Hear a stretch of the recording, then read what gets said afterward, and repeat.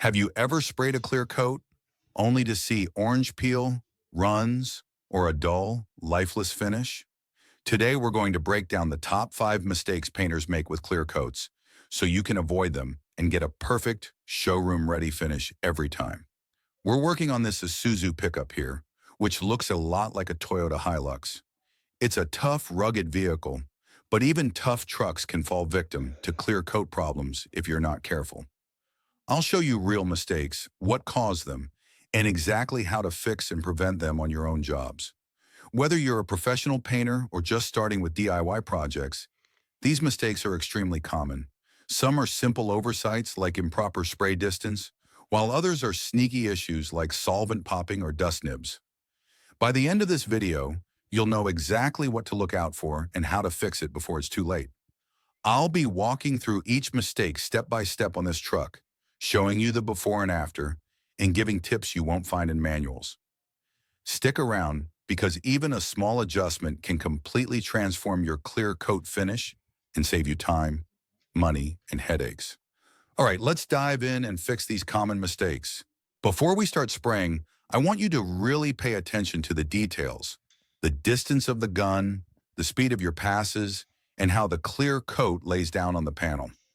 Small things like that can make the difference between a smooth, glossy finish and a panel full of orange peel or runs.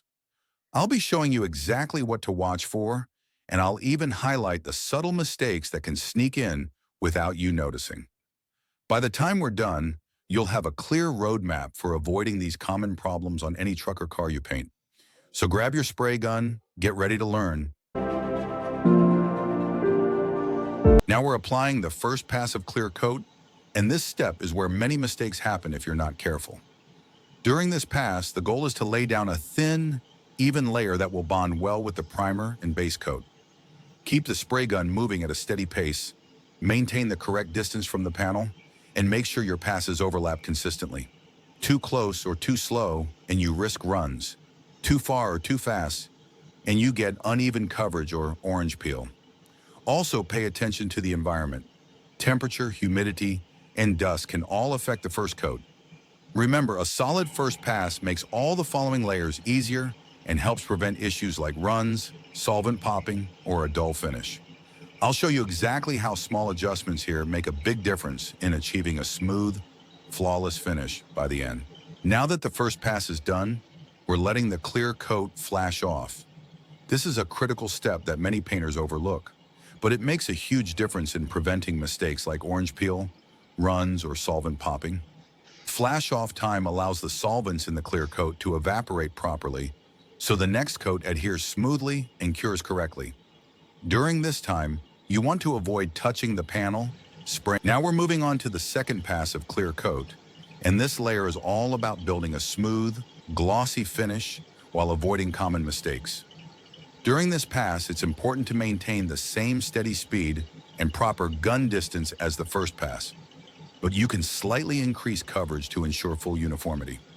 One of the biggest errors painters make here is overloading the panel, which can cause runs or sagging. Another is spraying too soon before the first coat flashes off properly. This can trap solvents and lead to orange peel or solvent popping. I'm keeping my passes consistent, overlapping just enough to cover every spot evenly without creating excess buildup. By paying attention to these small adjustments during the second pass, you're setting yourself up for a flawless finish that will require minimal sanding and polishing. Stick with me, and I'll show you exactly how to get that mirror-like shine without common clear coat issues.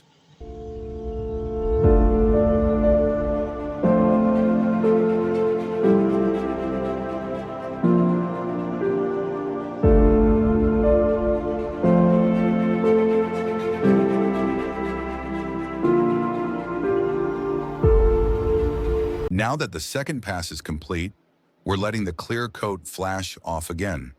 This step is crucial for a smooth, flawless finish because it allows the solvents to evaporate properly, preventing issues like orange peel, runs, or dull spots.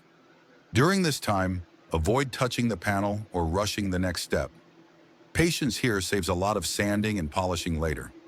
A proper flash off ensures that when we move on to the final layers or blending, The clear coat will lay perfectly and give that deep, mirror-like shine we're aiming for.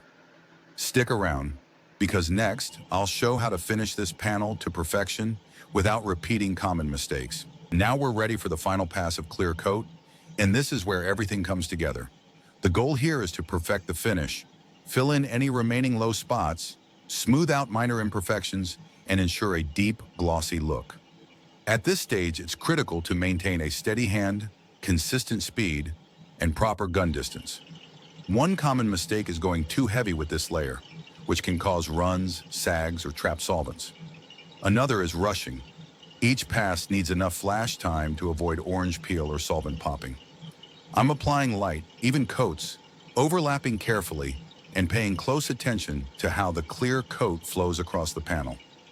By taking your time and focusing on technique during this final pass, you set yourself up for a flawless, mirror-like finish that will look professional and last for years. Stick around, because next we'll see the finished result, and I'll share tips for maintaining